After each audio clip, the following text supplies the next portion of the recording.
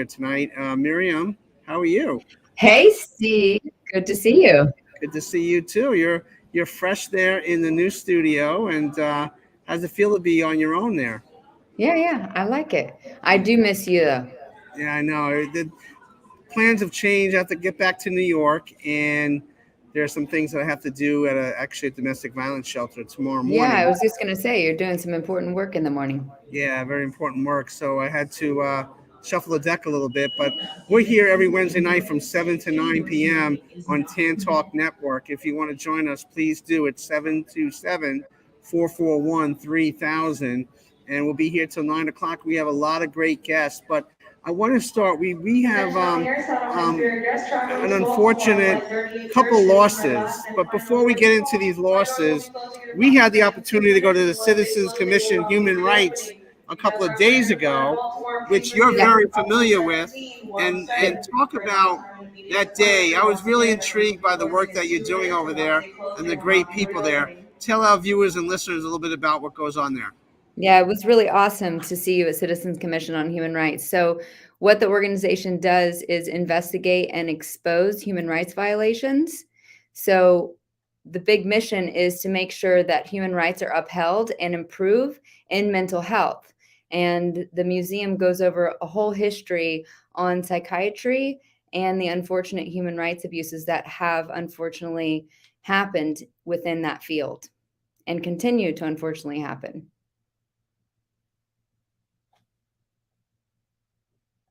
By so many people over the years, and you have been an advocate for so long. Talk about the most rewarding aspect of what you do and the most challenging aspect right now.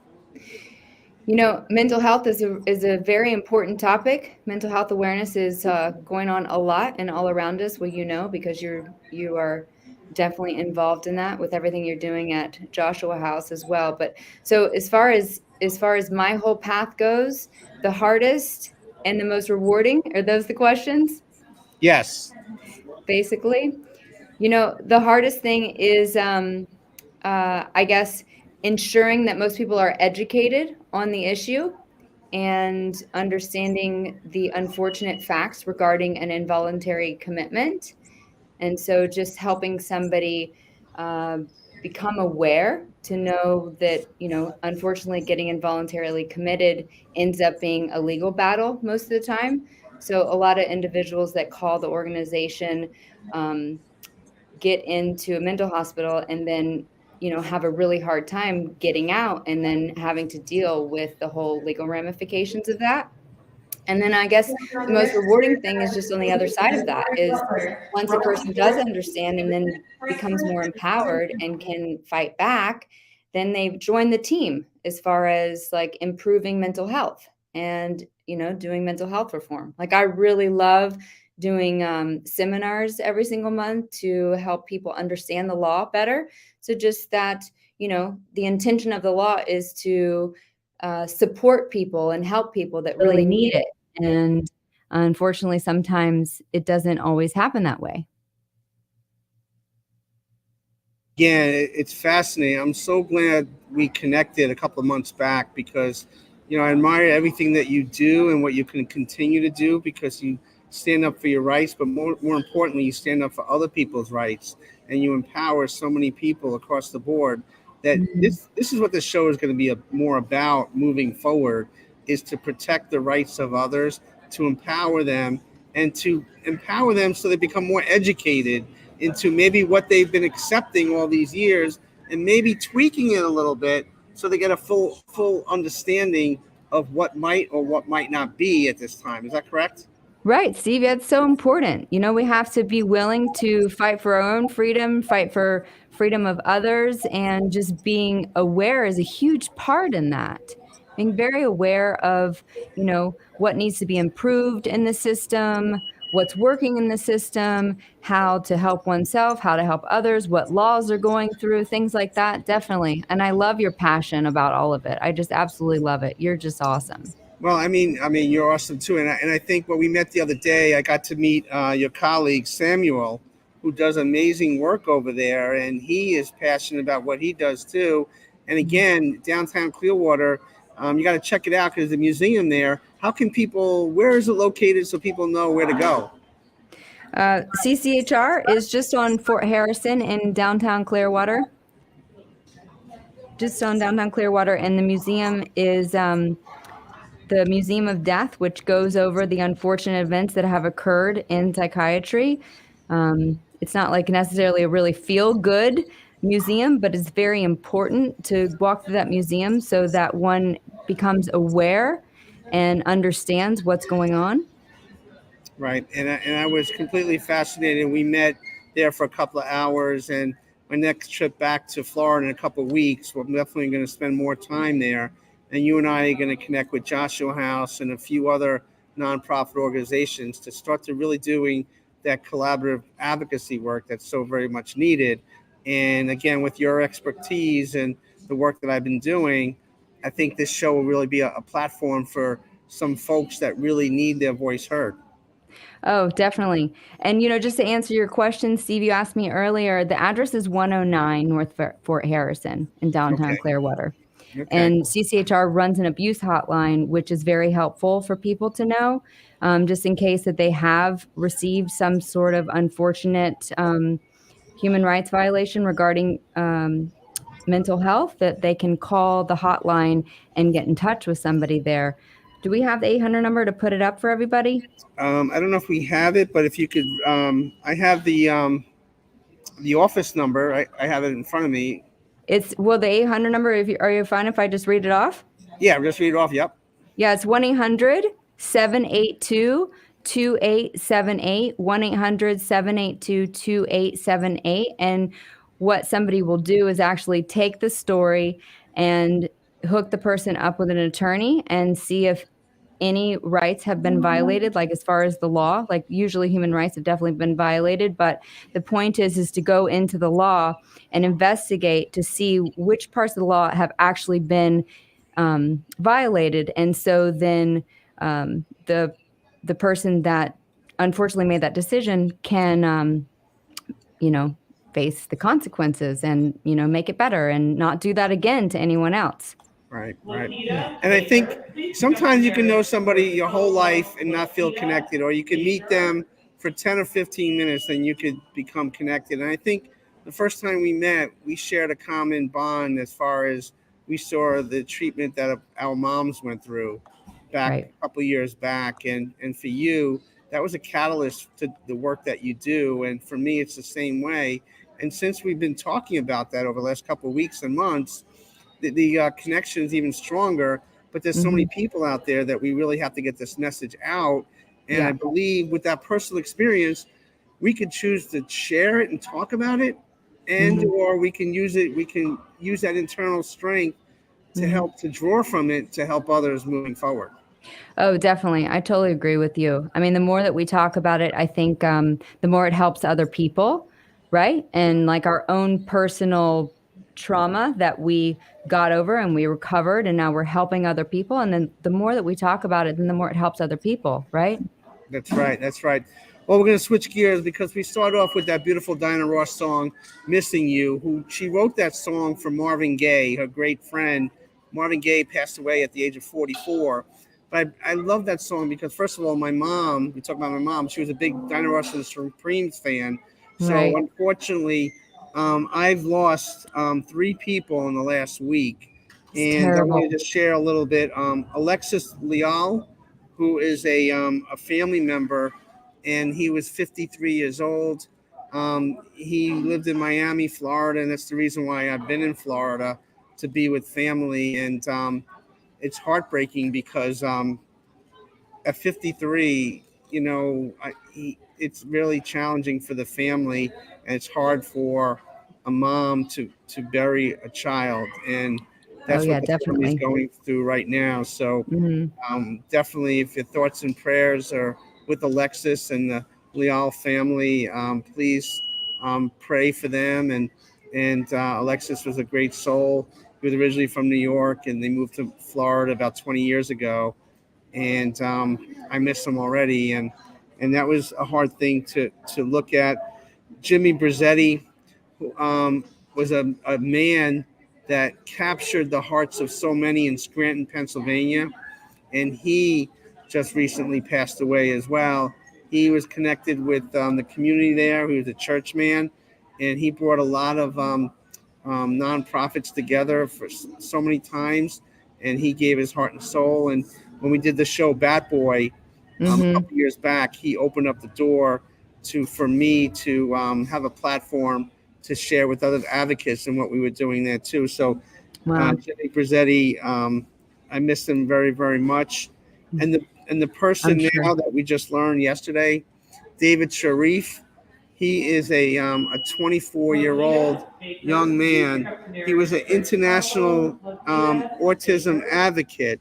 And I have to read you something about his bio because he was on so many platforms that he really gave of himself so many times. David Sharif, an autism awareness advocate and motivational speaker, died suddenly this past week.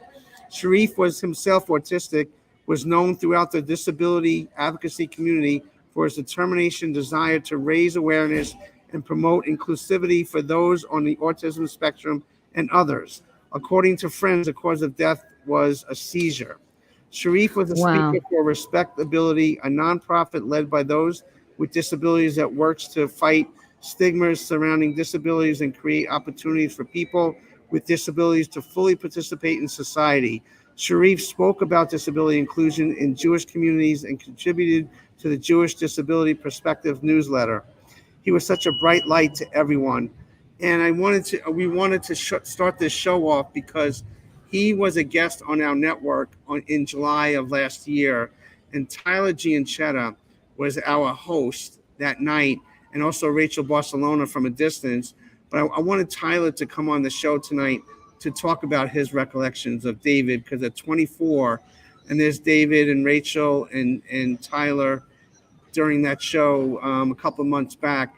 Is Tyler there? Tyler Gianchetta, calling in from New York. Tyler, how you doing, sir? I'm good. I look at that picture and it just gives me chills.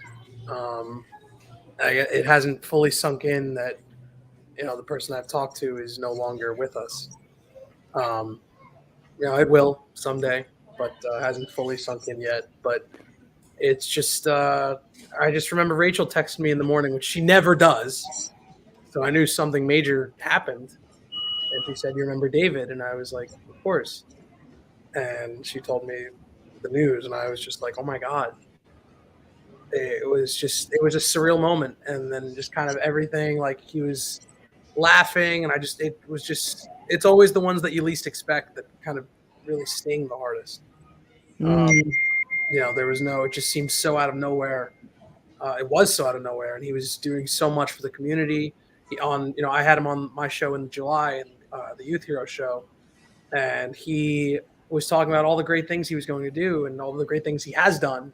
The camps he attended, he was valedictorian in his class, and was just so well spoken, so high spirited, and just really a go getter.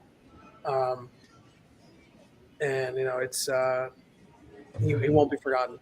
Absolutely. Yeah, Tyler. Tyler. First of all, meet Miriam. Miriam, meet Tyler.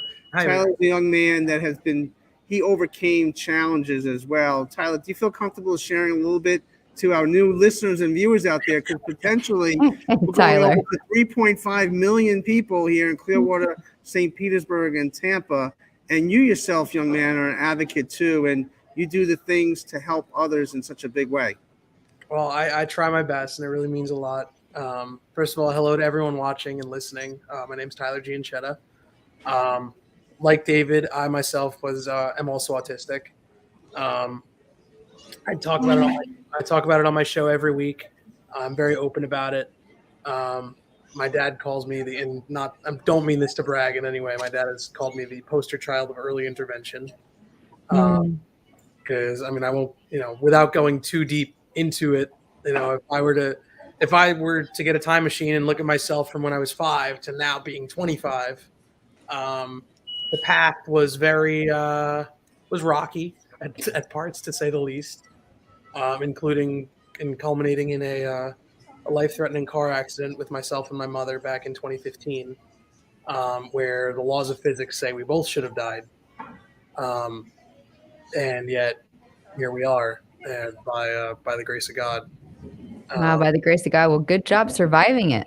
Very impressive. And then you like survived it to be able to give back and help others. Well done, Tyler. Yeah, it's always been a big piece of my piece of myself and a piece of my identity to give back. I've been blessed to have a great support system around me, and that's really the biggest number one reason why I've gotten to where I am. That's awesome. I really just feel like it's, a duty to make sure everyone else is entitled to that as well. That's Did amazing. you ever have a why me moment when you were younger? Did I ever have one? Oh, yeah, right. I mean, don't we all, Steve? No, Yeah. never. I've never had a why me moment. How'd you overcome that at those times, Tyler? How did I overcome those moments? I mean, Yeah. I don't know if this is an applicable answer, but it really just kind of felt like I didn't have much of a choice but to overcome it. Mhm. Obviously, I mean, in the best way possible. I mean, it was kind of sink or swim, and let's just say I didn't want to sink. Well, this speaks of your strength for sure, right? Because everybody has a choice to sink, but you decided to swim and overcome it. So good job. Absolutely. My dad, swimming lessons, true story, to bring the analogy literal, chucked me in the pool, 5 years old. That's how I learned to swim. So Tyler, we're getting all kinds of comments from people. You overcame a lot, but why do you do the talk show that you do? I mean, on the network here, you could just do your own thing, play your music. You're going to do a song in remembrance of David, but Yes. why is it important for you to advocate and empower and help others? I mean, I really just, it's funny because when we started the show back in the height of quarantine in June 2020, which feels like forever ago, but also feels like just yesterday, I really didn't have a vision of where it was going to go and what it was going to end up being. And it sort of took on a life of its own where, I realized over time that it was becoming bigger than just something I did on Thursday nights. That we were, I was able to hear from people that we were actually impacting people, and we would have people on our show who have platforms, and they would be thanking us. And I'd be like, why are you thanking me? Thank you for coming on. And they would tell me, that they've gotten connections from the show and that they reached people they didn't think they could reach. And, I reached people that I didn't think I could reach. And it just really, that just feels so good to really help people and help that word spread. And again, like David, really breaking the stigma of autism. I'm open about it on the show, as is Rachel. And we, I was diagnosed I was supposed to be nonverbal for my whole life, and shows how much that happened. So it's just things like that we, it's just I use the term edutainment, where where we want people to enjoy listening to us and be entertained, but also to learn, because the messages we're spreading are very important ones that you should pay attention to, but without hearing it, almost like a white noise, like a drone, where it's just like, okay, yeah, got it. So, but I think we've hopefully, I don't want to say perfected, but we've, really kind of been working on that. And that's something I've worked on. And I never claim to be a wordsmith, but I certainly try. And yeah, I'm sorry, Ty. We asked you to come on today to share of your experiences in life, but also remembrance of David Sharif. And we're going to go back in time a little bit to that interview. We have a little clip we want to show people about you interviewing David. Let's check it out.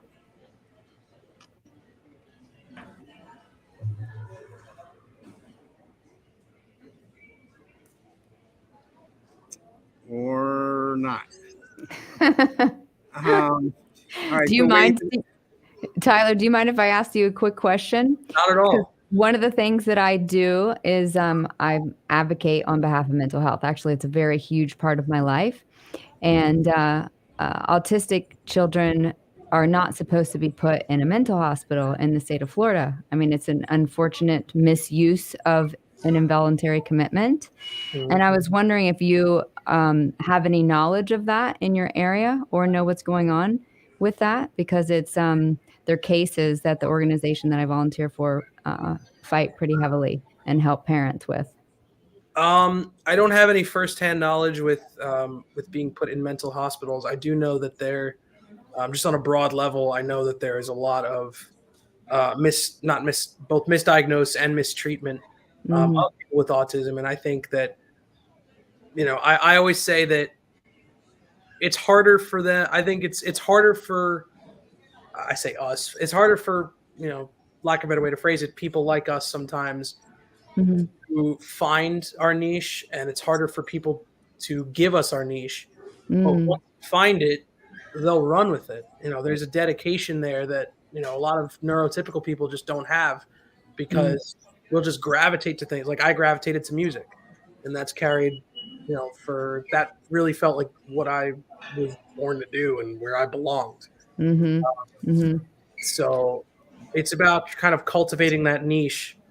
And I know that when I was 5 years old, a whole legal battle was going on behind my back, just to piggyback earlier, about me going to the school that was literally across the street, or going to the school 20 minutes away because the school across the street didn't have a special needs program. Oh, wow. Yeah, sure. And that was just as recent as 20 years ago. This is all the stuff that was when I was growing up, not to date myself. And it's not to say that it's all fixed, because it's not, but strides have been made obviously in schools, but there's still a lot of work to be done. Needless to say, we thankfully won that battle. My mom basically had to start SEPTA from scratch. So there's a lot of legal battles going on behind the scenes that are both public and non-public. Yeah, definitely. Well, I'm glad that you didn't have any firsthand experiences with that. But yeah, unfortunately, it's still an issue, I guess, just because autism is not necessarily understood by the masses. And, we got a little ways to go with helping people and helping understanding. Sorry. Didn't mean to interrupt, but part of the reason for that, I think, is just because there is so much to understand. Like, it's not, if you understand one, you've understood one. Every case is different. So sure. Yeah, we're all individuals. There's no just like database of, okay, if kid has X, do Y. There's no, formula for that. Everything is trial and error. Right. Yeah. Being told the trial is just mental hospital. Yeah. I know. Yeah, it's I just want to say there's the Chapters Wrap Wednesday Night Live here, where if you want to join in, please do. It's 727-441-3000. And we have a little clip of David Sharif. He was a valedictorian in his high school. Let's check it out, him giving his speech. Yes.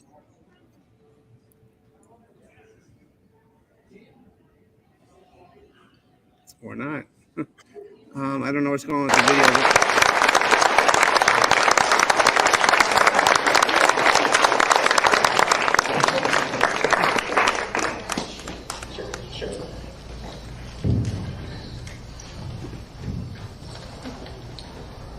Good evening, ladies and gentlemen, friends and family, teachers and administrators. I am so honored to be standing before all of you today. Before I begin, I would like all the teachers to please stand up.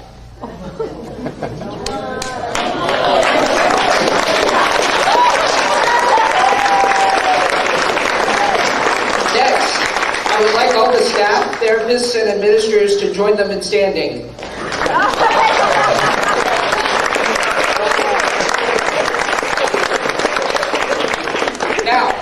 All the parents of the graduating class of 2015, please stand.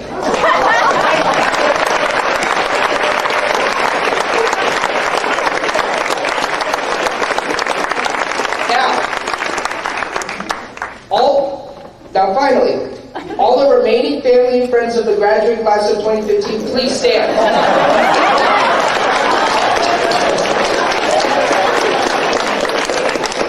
Great. Now graduates, please join me in giving them a round of applause for all their hard work, dedication, and devotion in helping us achieve this important accomplishment today.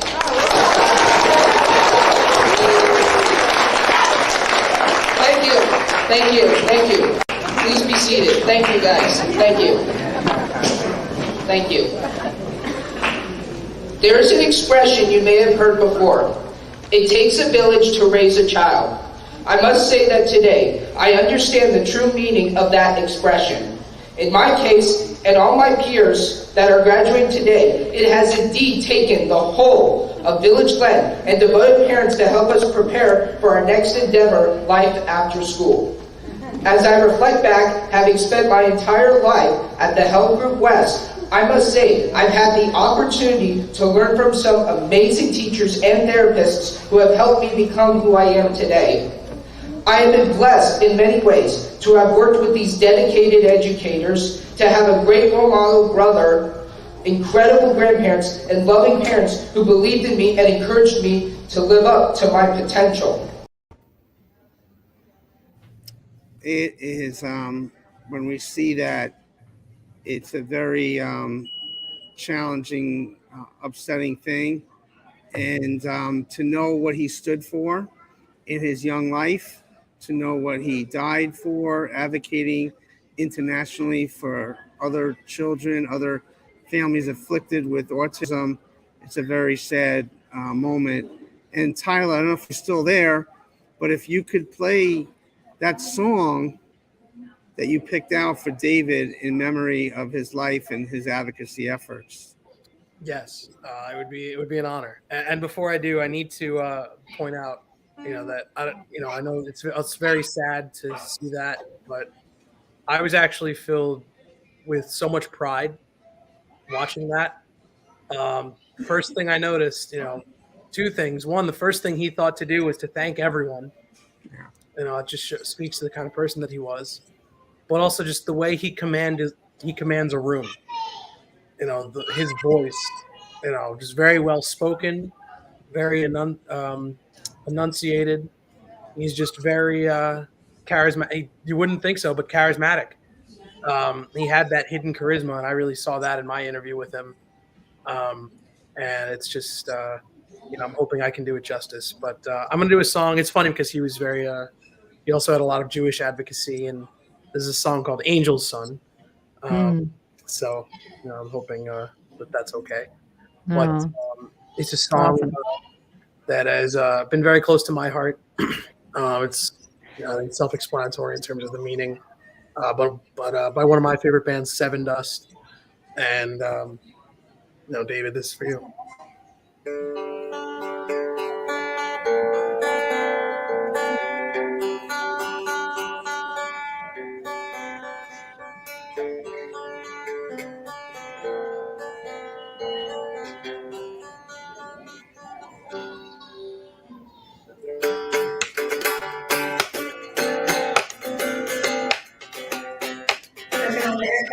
On flight 2013,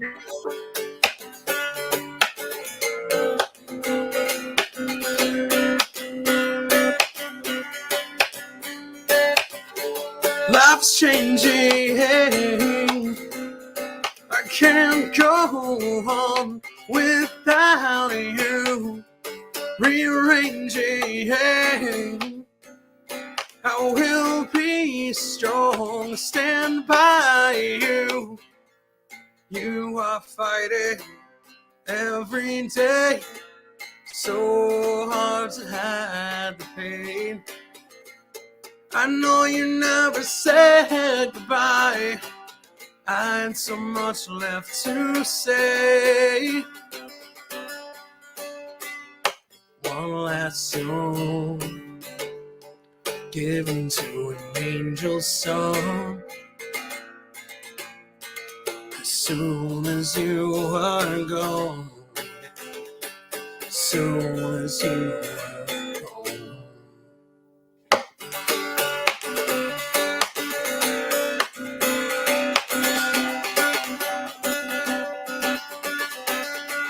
I have a new life now.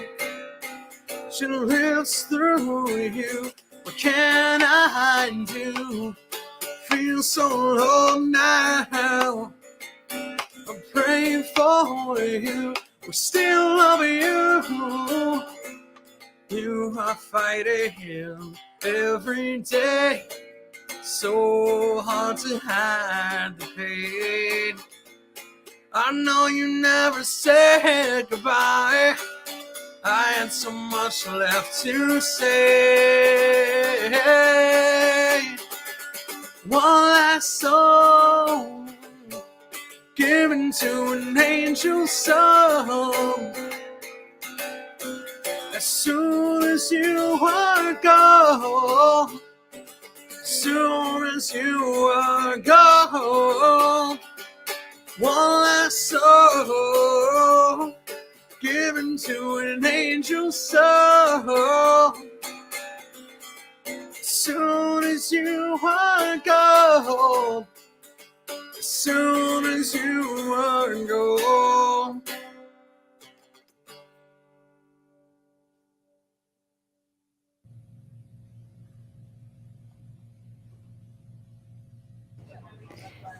That was beautiful. Well done, Tyler. I'm sure everybody listening really enjoyed that thoroughly. You're a fantastic artist. Thank you. Yeah, that was wonderful. Tyler, thank you so very much. God bless. I'll see you back in New York real soon. Can't wait. Thank you for having me. Thank you. Thank you. Take care of yourself. Take care. A fine young man. And on deck, we have Danny Benson, who does a show called I'm Proud of You, Sis.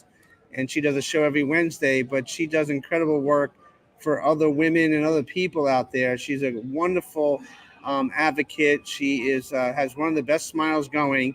Danny, are you there?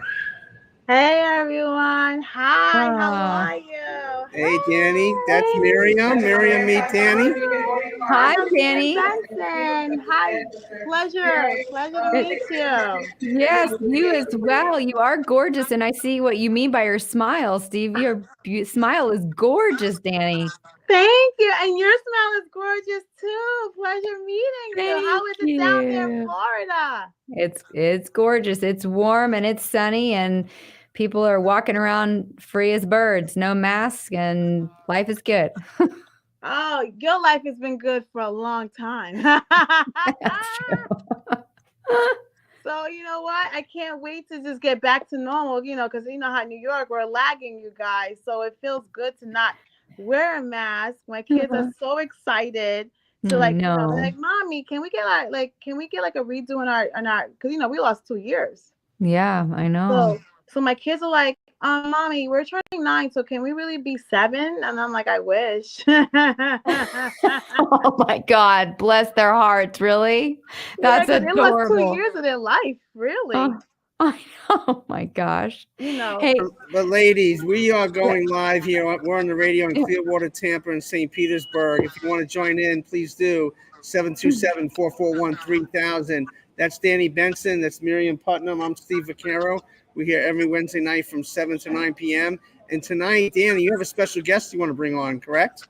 Yes, I have Nima Kmar. She's actually a Floridian.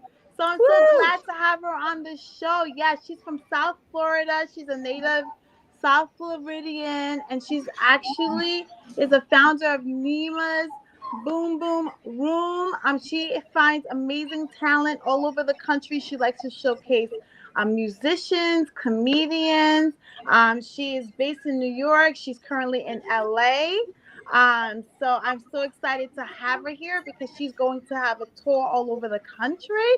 So hopefully she will be in a city near you so you could come and display your talent. So I have her here as a guest. So I can't wait to have her on so you guys can meet her. All right, let's bring her on.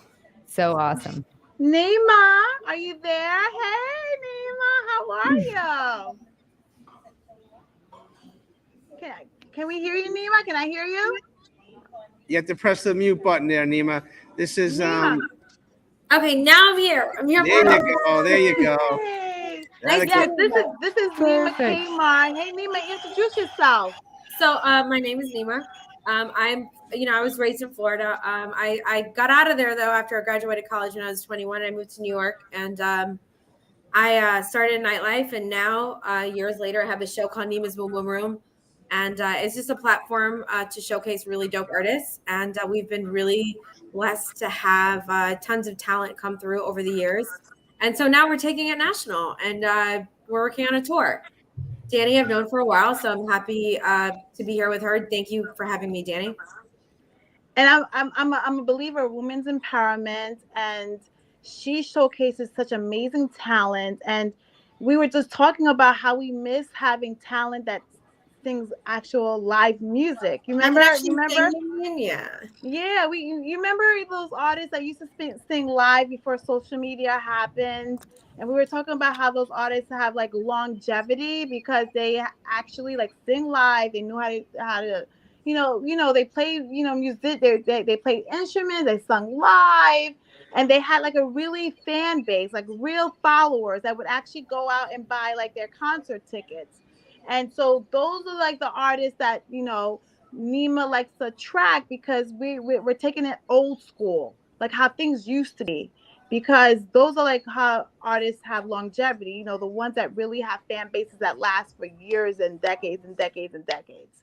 So, Nima, so tell us like what's important in artistry these days. Like, what are you looking for? For me personally, I'm still the artists that I put on the show have to be able to, to sing live without tracks, to sing live, because everyone nowadays with social media thinks that it's okay that they can still become this big star and have the longevity without really even being able to hold a note or read music. And that's what we want to keep going. We want artists to continue to learn the real craft of music, performing on stage, performing with a real band, because that ultimately will build your fan base. So when you go on a tour, when you have a show, you actually sell tickets and you're not in an empty room or an empty stadium. So we really want to teach artists the importance of learning their craft, of being able to sing, take those voice lessons. Learn how to play an instrument, like that still exists. That's still so important. And we don't want to forget that. Yes. And we were talking about how practice makes perfect. Yes. Right. So how do you feel about practicing and, and telling kids and telling musicians how important is practice in their craft? Well, I think that if you don't, it's definitely going to show on stage and in your videos. It's going to show. It's going to, you're going to be able to see. Everyone's going to be able to see when when you don't get those claps at the end of your set. So I do think it's important, just like when an athlete goes to practice every day. Like you have to practice every day. You have to say, okay, listen, watch your video. Hey, you know what? I did great on this stage, but I can do better next time. Let me work on this. Let me work on that. So I think learning your craft and just really being able to practice, whether it's, if you're also a dancer while you are on stage, you know what I mean? Like maybe make sure you take those dance classes. If you feel like you didn't, hit that right note, like you have to make sure that you learn your craft. Practicing is so important, and it shows the greats and the people that you only have those one-hit wonders. That's how you can kind of gauge it. There is a reason why some artists make it and some only have one or two songs out. Yeah, because we were talking about, just like with athletes, the reason they are like the LeBron James and the Alex Rodriguez and all of these greats, like even the Tom Brady's, they just practice, and they practice so much to the point that they almost are perfect in their game. And that's why they are champions, because even with the Kobe Bryants, they start early, they work at their craft, they video themselves, whatever mistakes they have, they try to correct it. And it also goes with becoming a musician. You practice with your vocals, you practice with your range, you get a voice coach, and anything you want to do in life, you perfect by practicing. And that's what we were talking about also. And it helps with your confidence too. Is that correct? Oh, absolutely. I mean, I think you can tell, like you can tell when you're on stage and you're like, damn, I messed this up. But, as an artist, you're going to keep going, right? But you can tell when you mess something up. But it's just like, okay, when you get off that stage the next day when you wake up, like are you willing to really be honest with yourself and be like, you know what? I could have done this better, or let me work on this, or let me hire somebody to help me work on this. Like it's okay to say you messed up, or you're not the best that you could be. You have to be really honest with yourself so you can improve.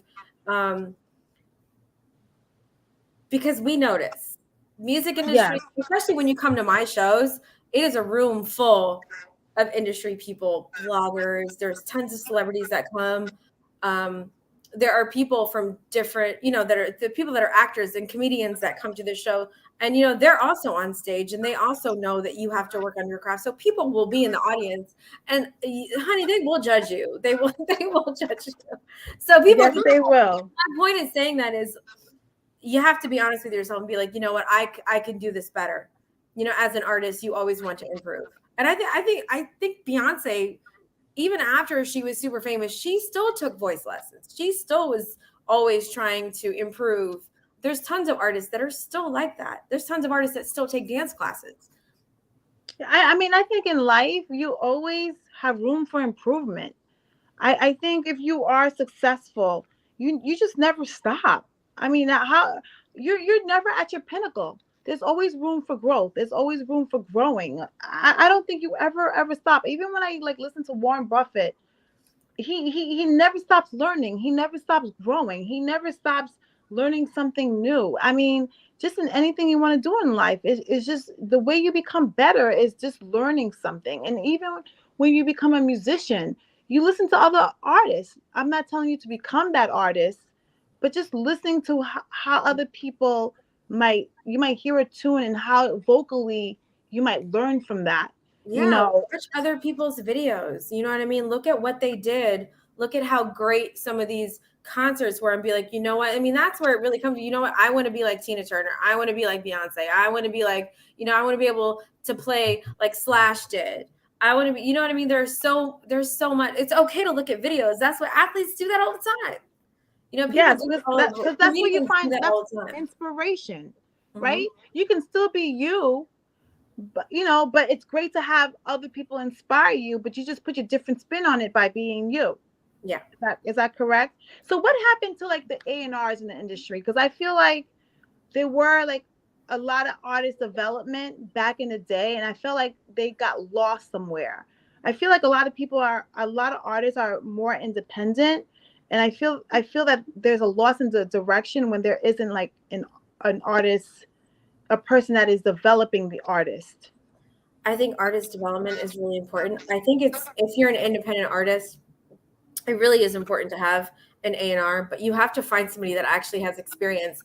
And when you're looking for for someone to help you, whether it's a manager or an A&R, who have you actually helped? Are you just reposting other people's videos on social media? What experience do you actually have?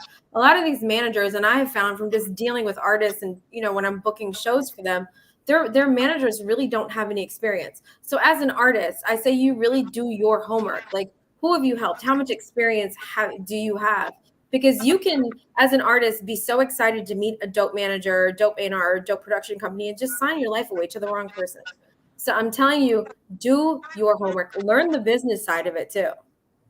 Yeah, because even with music, it is a business. And a lot of times artists sign these deals and find out later that these deals don't work for them as they thought they were going to work for them in the beginning. So yes, you might have a great voice, but I tell a lot of artists sometimes, you have to watch what you're signing. It's also a business. You have to hire the right lawyers, the right accountants. You have to hire the right publicists. So when you find talent, Nima, what should they do next to develop their next stages of how to become a superstar in this industry? Or is there such a thing anymore? Because I feel like everyone is just I don't know. Is there such a thing as a superstar anymore? Of course there is. Someone told me this a long time ago. There's a difference between a star and a superstar. So what's the difference? Anyone can be a star, right? Because you have your hot 15 minutes. But a superstar, and this is what you and I talked about before off camera, a superstar is somebody who really learns their craft, also learns the business, continues to grow. You have to continue to grow. You have to constantly be willing to say, okay, how do I fix this? How do I grow? How do I not only learn my craft? How do I put someone else on? Yes. You know, there's so many different parts to this. For me, like what I do, yes, I'm not that intertwined with like the signing of the contracts. I don't like get involved with all of that stuff. Yes, yeah. But I do see a lot of artists. What I see from producing these shows is a lot of the artists don't do their homework. They don't.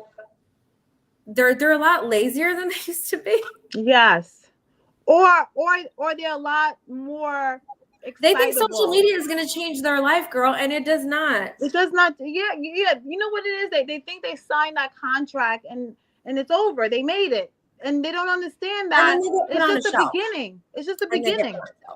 And then they get put on a shelf because they did not read what they were signing. They did not get the right lawyer. They didn't care because they thought that, okay, I'm signing to this label that happens to have a big name, but they're just going to put you on a shelf. They're not really going to put the money into development, marketing, any of that. They're not going to. So I say that just as an outsider from the contract part, like you guys really have to learn the business. There's some really great business classes that you can take. Like Berkeley Music has a really great class that artists can take to learn about contracts. But I say like just do your homework because you're going to sign your life away. And I think one of the things you said earlier, you can be a really successful independent artist as well. Yes. But that's also a lot more work. It's a lot more work because you have to be you have to know the business side and the artist side, and it's a lot more work, but it's well worth it in the long run. But a lot of artists don't do their homework. Yeah, because it's worth it because you get to have more control of your music. You have more control of the direction and your artistry and your creativity, as opposed to when you're signed with someone else. They get to kind of control of who you want to be, happens with your life, who you want to be, what color your hair should be, like how you should dress. Like, you know, you might want to wear sneakers, but they're telling you need to wear a cat suit because that's what all the other artists are wearing on stage, on tour. So you have to know exactly who you are and who you want to be. And I don't think that you should compromise that. And that's one of the things I respect about her official. Her official, yeah. There's tons of people. Well, probably not because she's been with Jeff since she was like 11. But I'm sure at some point somebody was like, oh, you need to be more sexy. And she was just like, no, I'm going to be exactly who I am with sneakers. And like, I don't need to have my tits out on stage. And you know what I liked about her too? Like she always wore her shades. I didn't even know her. I didn't even see her face for years. Like for years. That's who she wanted to be. Like, no, you know what I loved about her? Because she wanted to be known for her music and not the way she looked. And I have so much respect for that. And that's what the shade represented. Like, you don't need to know my face. You don't need to know how I look like. I'm going to wear these shades. I want you to appreciate my music and my voice. And that's it. And I so appreciated that because she wanted you to know her voice. Because that's what music is about. I want you to know me as a singer, not the way I look. I don't want you to buy my album because you think I'm pretty or you think I'm this or you think I'm that. Or for my physical. I want you to buy my album because you like my music. You like the way I sound. And that's why I respect her music. And I'm so happy that she won a Grammy this year. She has a couple. I think she has like 5 now. Really? Yeah, I think she's amazing. Yeah. Yeah, she's an amazing, and I think she has like a reality show out actually right now. I did not know. Yeah, I think she has because she's actually like showcasing artists. I think it's called The Studio. Oh, I didn't even know that. Yeah. I'm gonna call Jeff about that one. I did not know that. She's doing great things. But I just want to say, thank you so much for coming. all right. So tell us your next project, so everyone in the Tampa area can know what's going on. So my next show is going to be in New York, May 11th at SOBs. After that, we'll be back at the Mint in LA on June 22nd. We're planning some big things as far as the tour, so I'll be in touch. Follow us at Nima's Boom Room for all the updates. Thanks, guys. Thank you, guys. Thank you so much. Thank you, Nima. Thank you, Danny. Please join me live every Wednesday, 6 p.m. on the Steve Vicarious Show. Thank you so much for having us. Thank you, Steve. WTAN Clearwater, FM 106.1, WDCF Dade City, FM 102.3, WZHR Zephyr Hills, FM 104.3. Listen. This is CBS News on the Hour, sponsored by Dell Small Business. I'm Jennifer Kuiper in Chicago. Russia releases veteran U.S. Marine Trevor Reed in a prisoner swap with a Russian pilot convicted of drug smuggling. Reed's father, Joey, tells CBS News. We had some indications from the State Department over the last few days that something, might be coming. And then we got the call in the early morning hours today that it was happening. CBS's Weijia Zhang. In a statement, President Biden said the negotiations that allowed us to bring Trevor home required difficult decisions that I do not take lightly. Our overriding priority here was the safe return of Trevor Reed, knowing not only had he been held against his will for too long, but that his health condition required urgent treatment. Reed's family said he was coughing up blood multiple times a day, running a fever, and that his lung hurt. Reed has been in Russia's custody since 2019. Just in. SpaceX on the Big Loop soft capture ring retraction is in progress. The SpaceX Crew Dragon capsule carrying 4 astronauts for NASA has docked with the International Space Station 12 hours after launch, ahead of schedule. Conditions are deteriorating for the hundreds of people holed up in a steel plant in Mariupol, Ukraine. BBC reporter Simon Ponsford has more on the latest desperate appeal. It's the second time in a week that Marine Commander Serhiy Volina has stared sadly into a video camera and pleaded for help. After 62 days trapped inside the steelworks, he lays bare the new level of desperation, warning people here will simply die. Dr. Anthony Fauci causes a stir after suggesting on the PBS NewsHour that the U.S. is not in a pandemic phase anymore. He later clarified his statement by saying the country is now in a different phase.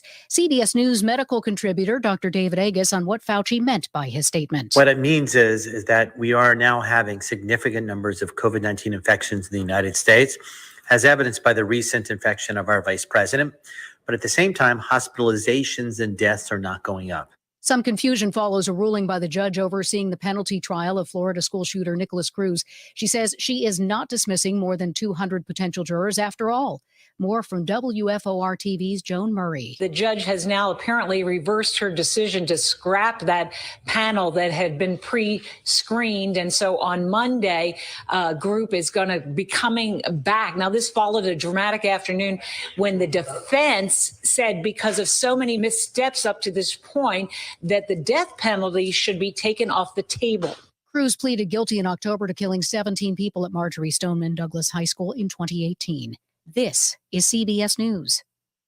Dell Technologies advisors are here with the right Windows PC and tech solutions so you can stop at nothing for your customers. Call an advisor today at 877-ASK-DELL. A start to a simpler experience with Windows 11 Pro. Are you ready for a unique event that will bring a much-needed injection of fun and levity to our community? Listen further, because the Roast of Frank Hibbard takes place on the evening of May 20th at Ruth Eckerd Hall. Business and political leaders will roast Clearwater Mayor Frank Hibbard in the style of the Dean Martin and Comedy Central roasts. It's going to be an evening of non-stop laughs with lots of good-natured one-liners aimed at Mayor Hibbard. Each person gets an admission to the event, a drink ticket, a 3-course steak dinner, and the hilarious roast program. All the net proceeds will be donated to nonprofit charities of the Homeless Empowerment Program and Ruth Eckerd Hall. Sponsors of the Roast of Frank Hibbard are Baycare Morton Plant Hospital, Duke Energy, Clear Sky Restaurant, and Provise Management Group. Seating is limited. For reservations for the Roast of Frank Hibbard on the evening of May 20th, contact Ruth Eckerd Hall at 727-791-7400,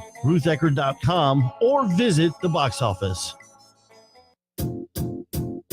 Hey Tampa Bay, Tammy here with the BCC Coupon Book. Tune in during drive time every Thursday, 5 to 6 p.m. on the Tan Talk Radio Network to hear the BCC Coupon Book radio show. We feature local small business owners with great deals for many services and restaurants in our listening area. And anyone interested in branding your business and getting your name out there, give us a call at the BCC Coupon Book, 727-804-6082. Have a great day, Tampa Bay.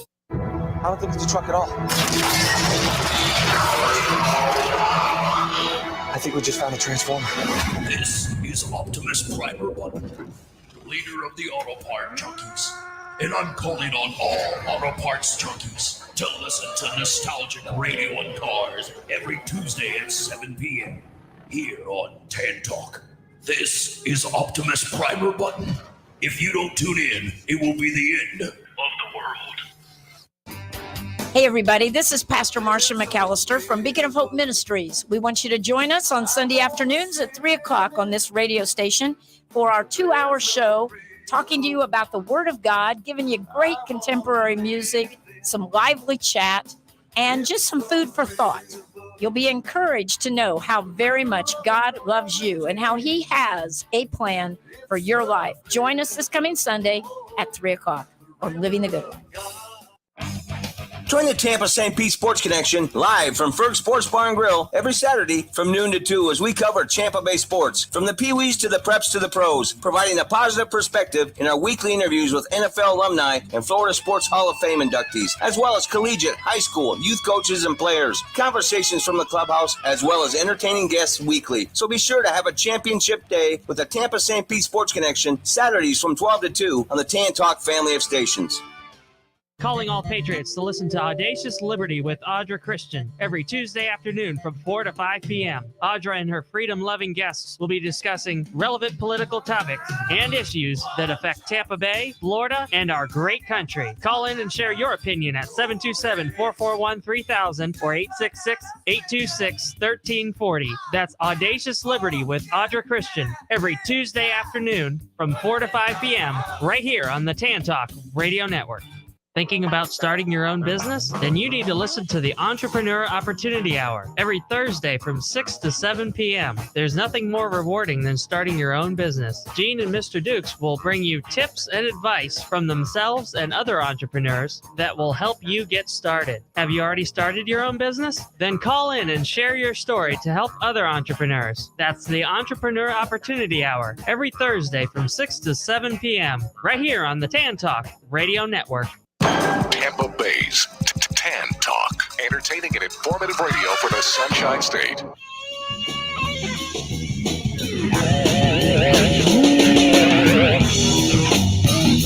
Oh, no.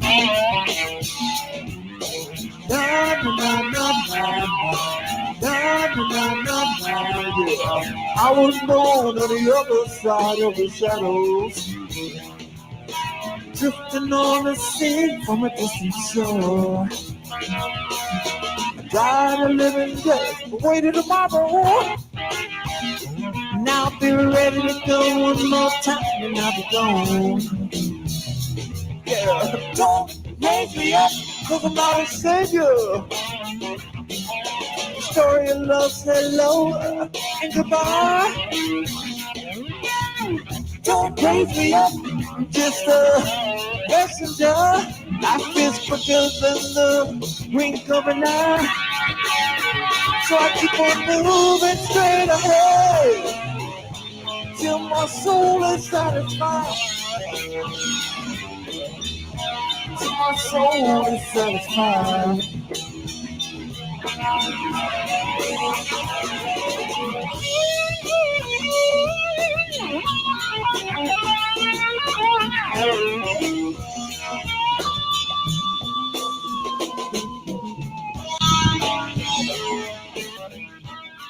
This is the Chapters Rap Wednesday Night Live here, and we're listening to Jimmy Blue, who is a left-handed guitarist, world's longest running Jimi Hendrix tribute artist, filmmaker, actor, and lecturer. He's an amazing guy, and this is the Music Collective Conversations on a Behind the Stage with Gwen Holly. Let's bring Gwen on right now, Miriam. Gwen, are you there? I am here. How's everybody doing tonight? Thank you for joining us here again. Thank you so much. Welcome. We're so Well- glad you're with us. Yes, you do amazing work, and you advocate for so many great musicians out there.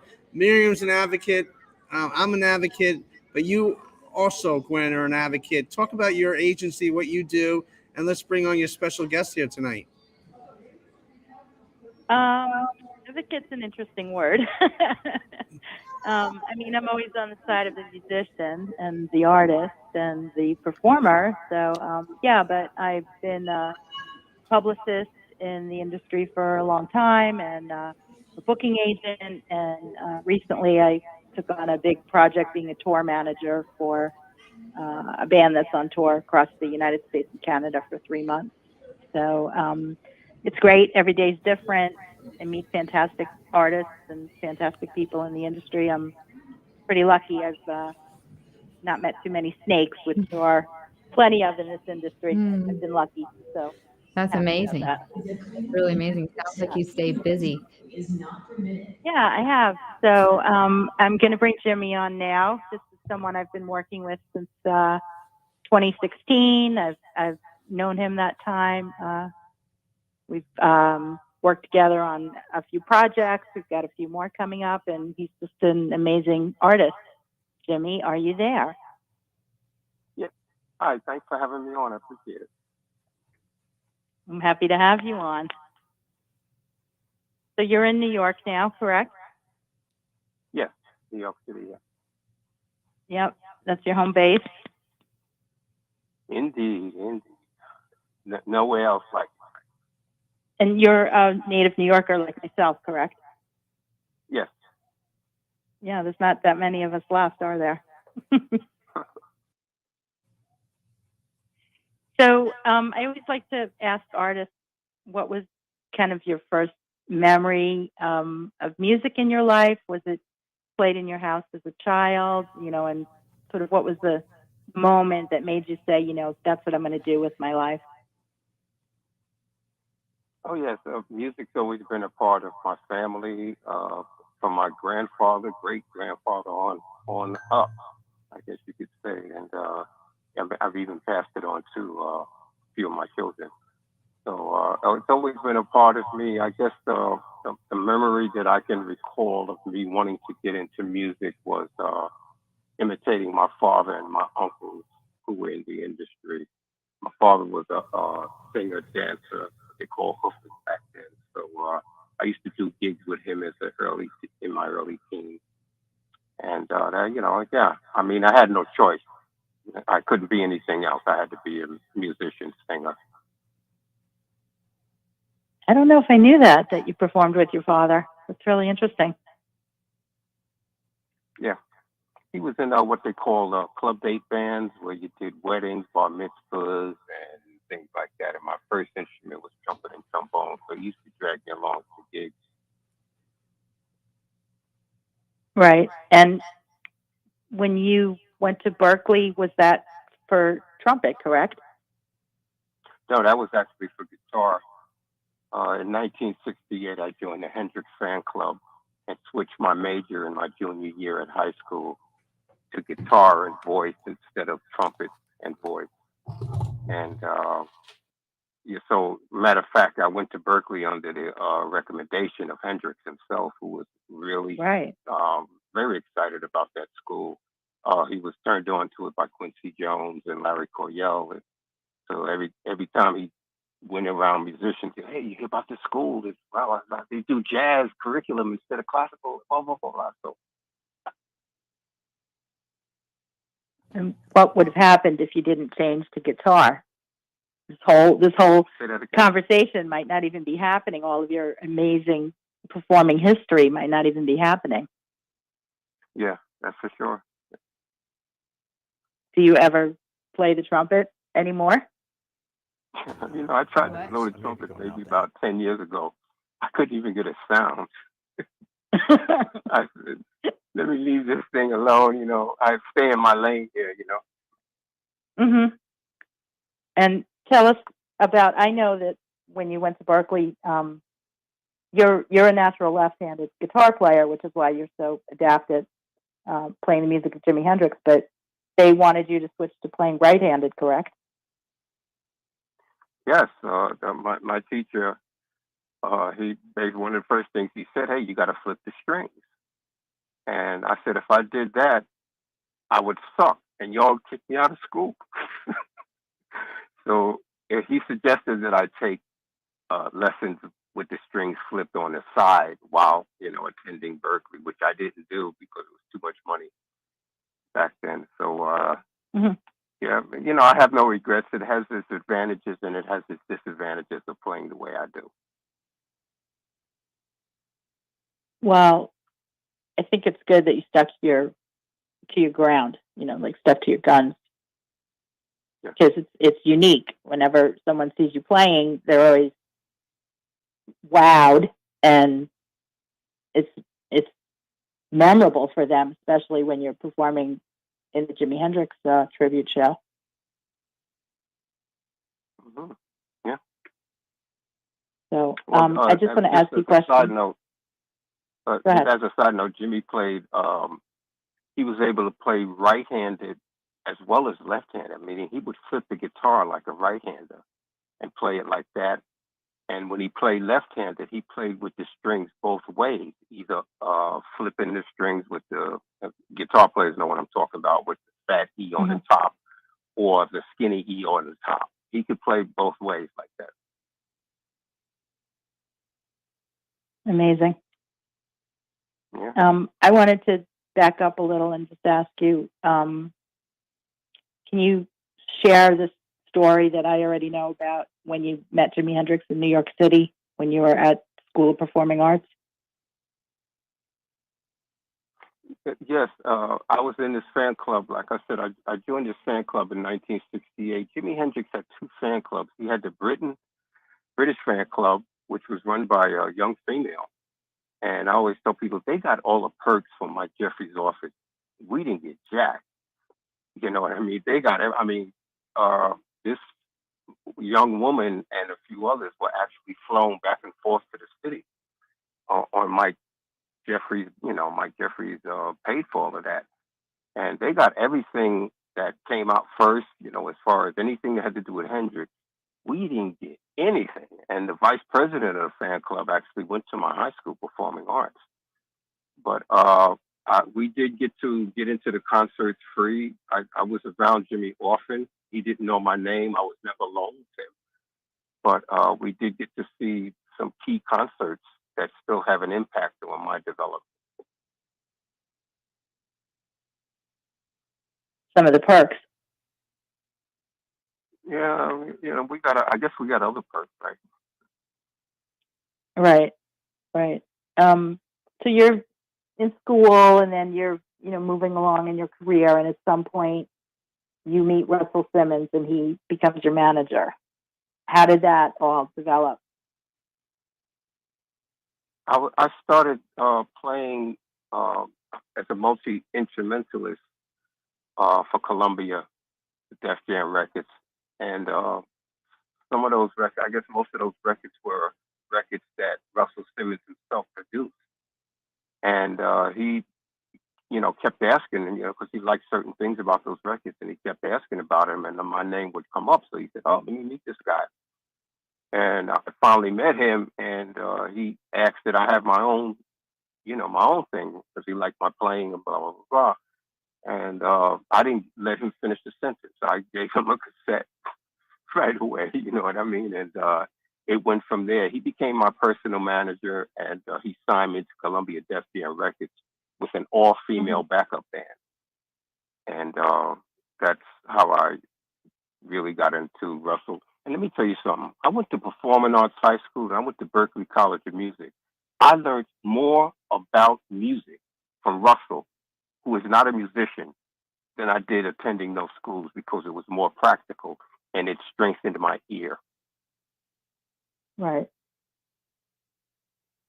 I think that sort of speaks to, sometimes when people don't go to college and they still become very successful because they have life experience and they get street cred, street smarts. That seems sort of like what you're talking about with your learning from Russell like that. Yeah, it's a good point what you said, yeah. Yeah. So, and did you tour with that band, that female band? Well, yes, as a matter of fact, I had all-female backup bands 7 times in my life since the late 1970s. So when I signed with Russell, I guess that was the sixth band. Wow. I basically, my personal original sound is based on female energy. It's a spiritual sound. It's a continuation of Jimi Hendrix's concept of Electric Ladyland. A lot of people think Electric Ladyland was just the name of an album. That was the whole concept he came up with of working with female energy. And I'm basically carrying that concept on. And the song that we heard at the top of the show was your song, Voodoo Jam, and it's obviously inspired by Jimi Hendrix. So are you using that song to kind of carry on this concept that you're talking about? Yes, that's a song that I just came up with a jam based on that. I'm actually going to use it as a soundtrack in my upcoming film, and something that I was working on with me and Mike Gotch, who's the producer of the Hendrix show I'm with now, Just the Sky, the concept we both came up with. So tell us a little more about the film. You've told me a little bit, but, share some more. Well, I have a top sponsor for a film that I'm producing now, and it's really my story, but it's based on me performing a Hendrix tribute and things like that. And I'm in post-production on the film now. It should be released soon, and I will definitely be letting you know more about it when it comes out. Right. So let's tell everybody. So I think this is impressive. Speaking of Jimi Hendrix, at this moment in time, you are the world's longest running Jimi Hendrix tribute artist. There's some others out there, but you've been doing it longer. I think you do it best. I'm not just saying that. I really respect what you do. I've seen you perform many times. It's mind-blowing. And anyone who, ever saw Hendrix or even didn't get to see Hendrix really should see the show. It's called Kiss the Sky. It's an internationally touring show, and it recreates Hendrix's most iconic moments. It's got all the stage moves. I don't know how you do some of those moves, but you're doing them. The wardrobe and the gear. I mean, it's pretty wow. So how did you hook up with Mike Gotch? Because before that, for years, you had your own Hendrix show, Voodoo Child.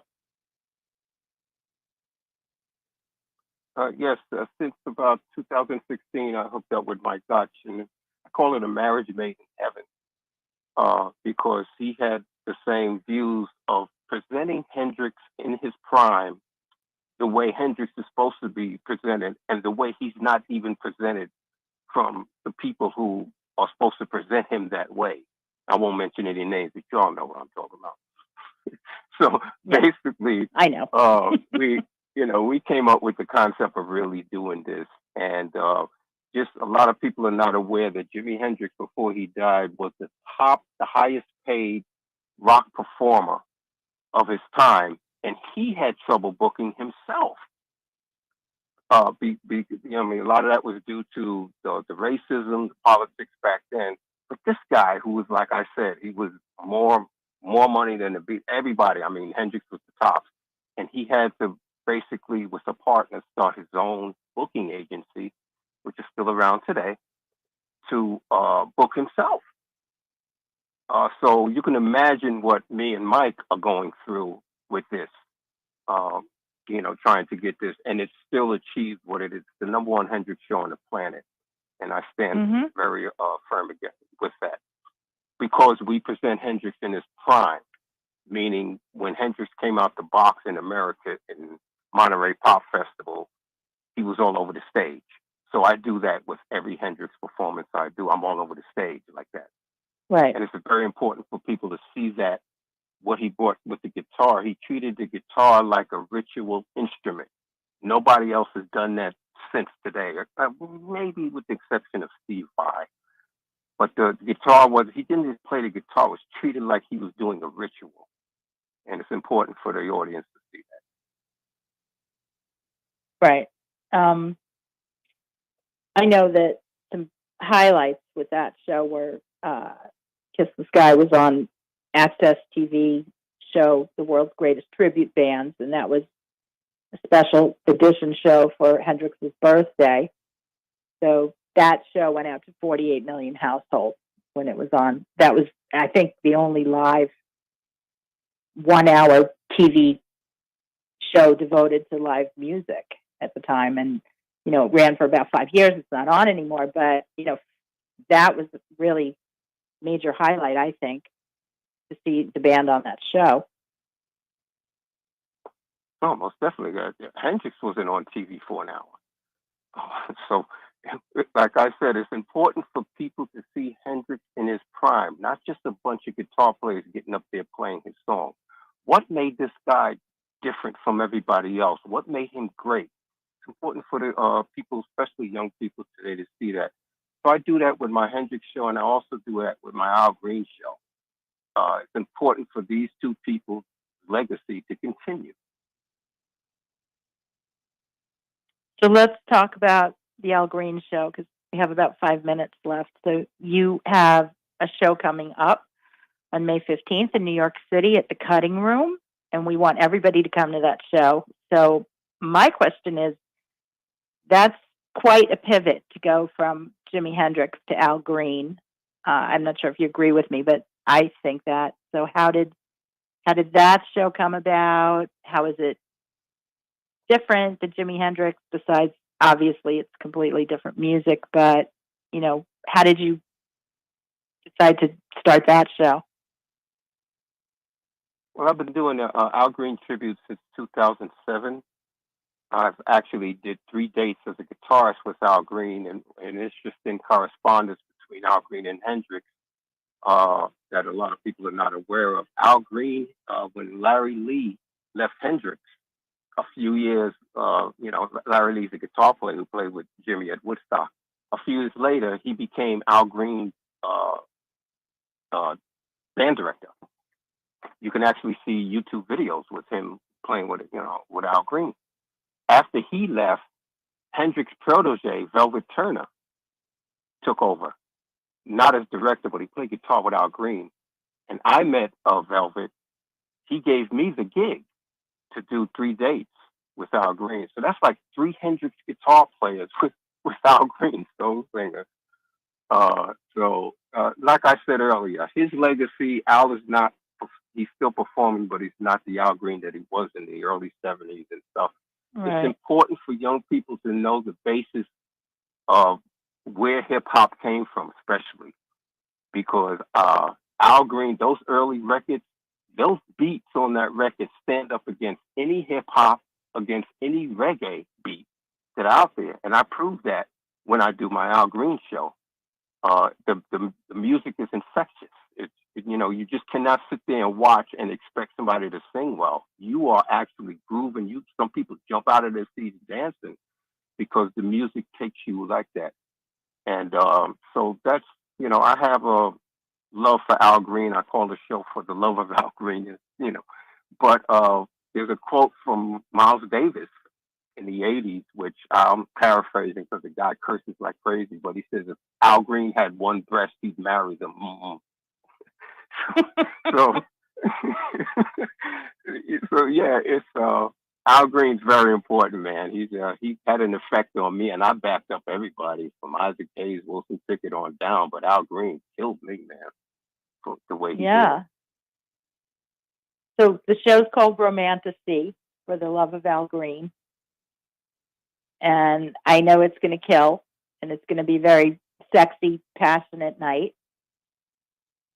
So, I hope people in New York City can come down on May 15th. It's a Sunday. That show's for grown and sexy people, right? That's what we're calling it. Yes, it's at 7 p.m. It's early enough to come on down, hang out, and get on back home. But yeah, Grown and Sexy Night, Champagne Soul, hang out. It's going to be awesome. So, and after that, we're going to see some more shows. You just did a little pop-up show at One Oak, right? And that went really great. Yes, they have their little pop-up galleries, and they had an industry old school thingy, and they did a short set there. But yeah, you're going to be seeing a lot of this because, like I said, there's nobody. First of all, nobody's doing Al Green. They don't think he's important enough. Yeah. A lot of people I speak to, and I'm like, "What are you, crazy? The effect that this guy's voice has on females. What are you, crazy?" So yeah. I know I swoon. So, all right, we have to wrap it up. So let's tell everybody how to get in touch with you for more information. Where do you want them to hit you up? Yeah, you can. My name is Jimmy Blue, JimyBleu, and website is New Divinity, S as in shine, F as in from, C as in consciousness.com. NewDivinitySFC.com. And yeah, hit me up. And I'd love to get to know you better. And Gwen, you're doing an excellent job. Keep up the good work. Really so proud of you. Thank you. I'm proud of you too. All right, I think we're going to play some more music now. Thanks, Jimmy. Okay, thank you. Good night. This is the most amazing place to work. I love my coworkers. I love my bosses. I love the gift of art that we bring to the kids and help them to, reach their potential. I retired in law enforcement, retired from the military, but I've never seen any organization in my entire life where people will come together for one sole purpose. No egos, everybody works together for the patrons to put on a show. It is the most amazing thing I've ever seen in my life. I've been coming here since I was 4, and I never thought I'd actually get a chance to work here. It's an exciting job. You have lots of new experiences. It's not the same every day, and you get to help people have a great time. One thing I really value about working at Ruth Eckerd Hall is the opportunity for professional and personal growth. And I find that the management here is really looking out for everyone's individual capabilities and development while they're here with the company. The leadership team, I feel, values every employee, respects, recognition is a big part of everything that we do. I think that people are surprised that we have such a reach in the community. It's really welcoming. Everybody is a family. It's a great place to work because everybody is like a member of the team and a member of the family. Family, without a doubt. Closest thing, it's not like working because you're working with family that you love. Everyone's a family, I feel like, here, and I love it here. And being furloughed during COVID and getting a chance to work somewhere else, I realized how much I love it here, and I want to retire here.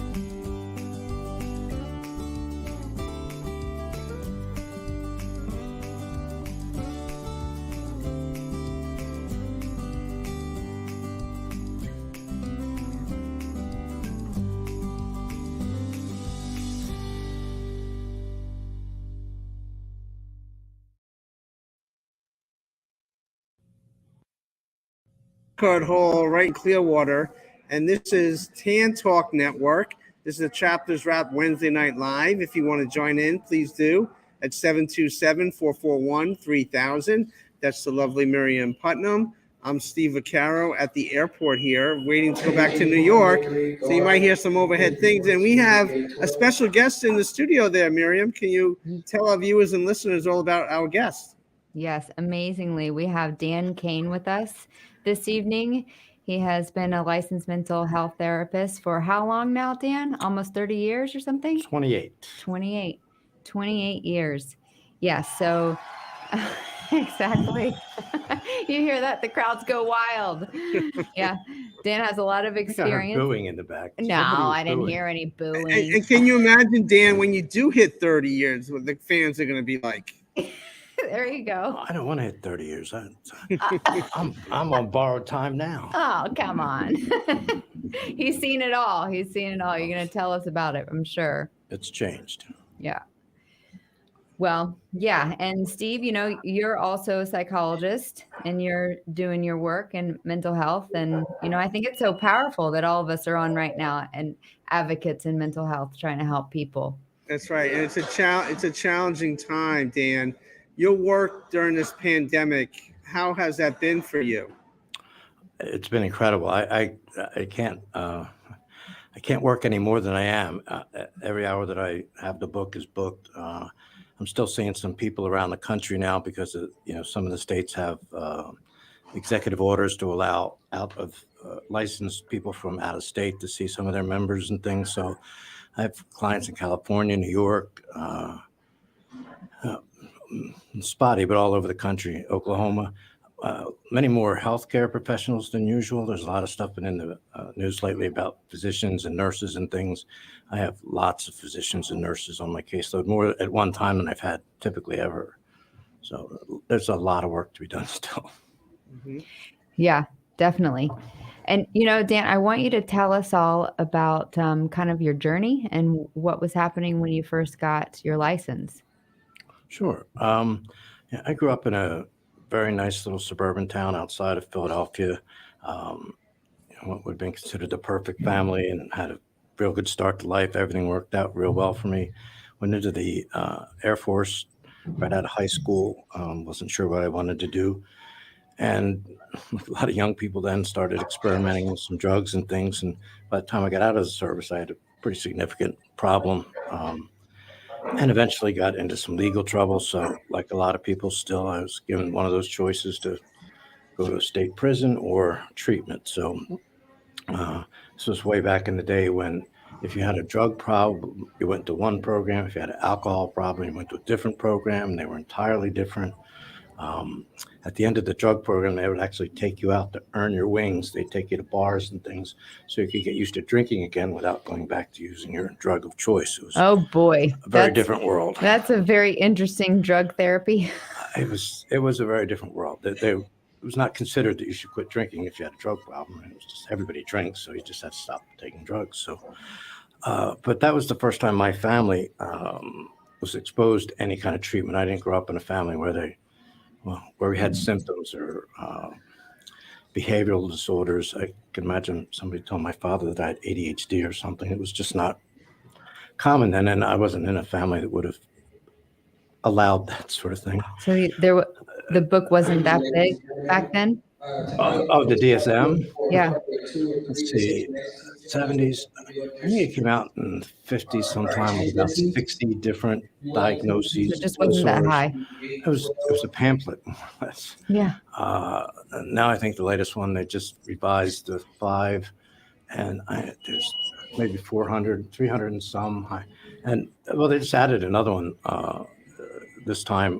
The only new diagnosis is prolonged grief disorder. If you've been grieving the loss of a loved one for more than a year now, you have a psychiatric disorder and are eligible for medication, fortunately. So. Totally. And so I don't know if everyone listening knows what the DSM is, but that is the Diagnostic Statistical Manual where all of the mental illnesses are listed. That's what we're talking about. And so, Dan, tell me a little bit about what happened in the 80s. You were telling me like a change that you saw that happened with mental health.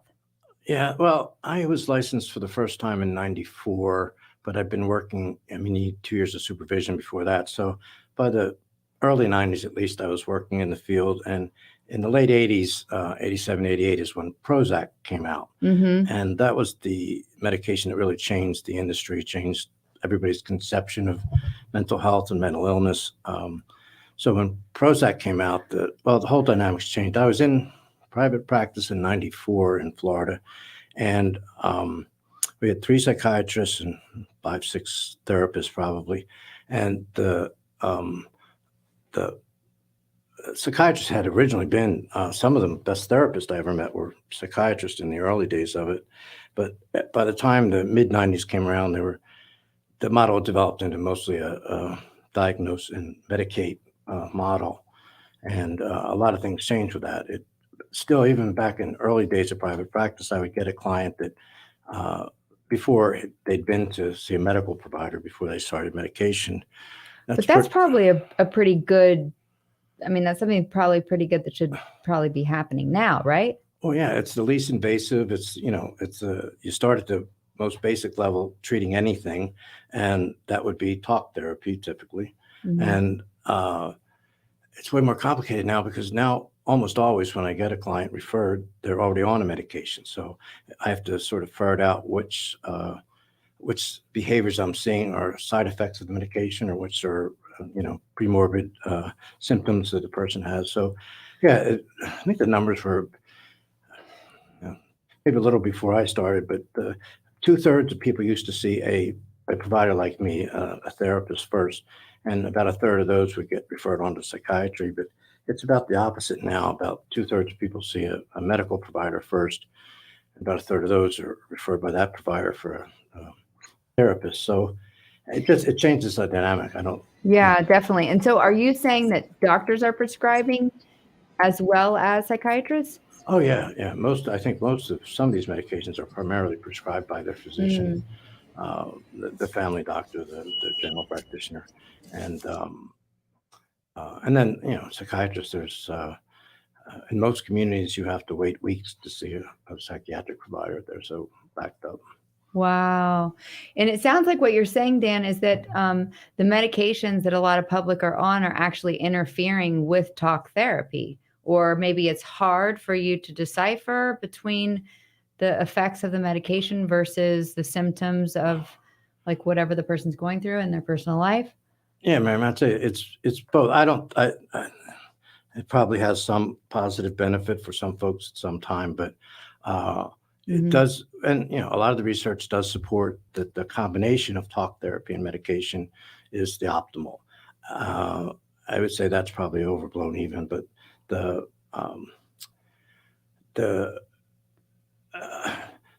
overuse, in my opinion, of medication really hampers the talk therapy because you just don't know if this is something that, and you ask the client and they can't really adequately describe it usually if they've always been this way or when they started the medication, did it have anything to do with it? And mostly when they come in, they're on a second or third one because people keep trying different medications, hoping one's finally going to work. And sometimes they finally get one that does seem to take care of some of the symptoms. But it's also important to remember that's all the medication does. It treats symptoms. It doesn't treat disorders, which really don't exist except as described in the diagnostic. Sure. Yeah. And, a few years ago, I went to a mental health conference in Orlando, and actually we saw each other out there. All of you guys listening, I've known Dan Kane for quite a while, and he is full of stories and has a really big heart and really tries to advocate on behalf of mental health and for his clients as well as he possibly can. You're fighting the good fight, Dan. And anyway, when we were at that conference, I think one for one, each mental health professional I spoke to actually agreed and thought that medication interfered usually with talk therapy. I don't know, probably I talked to about 300 mental health professionals at that conference, somewhere about there. So I don't think you're alone there at all. And I was there with Citizens Commission on Human Rights, that same organization we were talking about in the beginning. The organization just working hard to restore human rights in the field of mental health. And, I think it's so important that. Well, they produce such great educational materials, CCHR, they really do, just in terms of educating the public on, just the basic, if you ask most people on the street what causes people to be depressed or anxious or have, symptoms of mental illness, everybody will almost always say these days a chemical imbalance. But what the profession doesn't tell you is that there's, as far as I know, unless it's come out real recently, never been a single person that they've ever in the world diagnosed as having a chemical imbalance that has never been on a medication or anything. There isn't any evidence biologically that people have any kind of chemical imbalance. Wait, hold on just a second, Dan. Did you say that there's no evidence? Right. There's no empirical evidence, no scientific evidence that anyone has ever had a chemical imbalance. We don't know that. Probably it's true, but it's reverse science. They know how the medications work. And so they figure, well, if Prozac or other SSRIs delay the uptake of serotonin, which is part of the natural process, then logically, then they must have a problem with their serotonin system. Oh, it's like reverse science. It's Well, that's like not based on- science. It's- Sure. That's what I don't know that it's necessarily science. Sure. If Thank I have you a for headache that. and I take an aspirin and the headache goes away, it doesn't mean that I had a deficiency in my body of, Of aspirin? whatever the chemical is, aspirin. That's And if I good have point, a brain Dan. tumor, well, if I have a brain tumor, it's probably not good medicine either. So, Sure. but they don't know really what they're treating. They still don't have, for that whole diagnostics and statistical manual of mental disorders 5 TR now, there isn't anything in there that is empirically validatable. There's no test for anything in that book that will clearly say, if I'm a consumer of those services, well, how do I know that I should take this? Well, trust us, it helps. And so, and the other problem is so what happens if you start taking one of those medications like Prozac is it slows down your brain releases and then reabsorbs serotonin as one of many other norepinephrine and a lot of other neurotransmitters. So it releases it and then sucks it back up. So if you start taking an SSRI, which slows down the uptake, for a while you have more serotonin in your system, which does elevate your mood. Sure.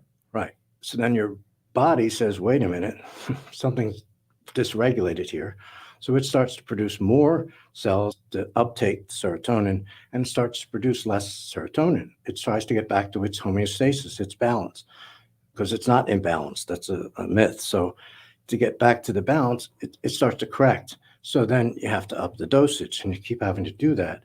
So a lot of people get, they don't like the side effects, or for some other reason, they want to go off the medication. So they stop taking it. Well, now you have a real problem because now their body is different. Now they do have a chemical imbalance. They've got more cells to absorb the serotonin, less is being produced, and then you take away the artificial chemical, and they do that. Now all of a sudden their serotonin dips real low. So all of a sudden the treatment now looks pretty smart. Like, I stopped taking it. Now I felt worse. Well, they've just, sort of developed a patient for life now because you took the medication, you felt better enough to stop. Now you have a real depression. And so you go back to the psychiatrist and say, I was wrong. Give me more of that serotonin blocker or reuptake inhibitor. And then. Oh, interesting. So it just, it messes with the chemicals in the body. So then it creates this sort of situation where the person actually becomes dependent on the medication to feel the certain way. And if the person doesn't have it, then. Well, except you won't hear them say dependent, the medical profession, or you won't hear them say withdrawal afterwards. But that's what's happening. The body has it's adjusted. a drug. Well, the definition of addiction that they use to make it a disease is that there's an alteration in a system in your brain if you drink long enough.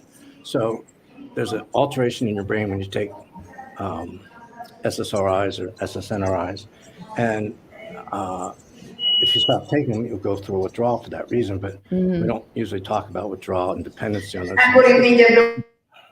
Oh, Steve, we can hear you over there in the airport.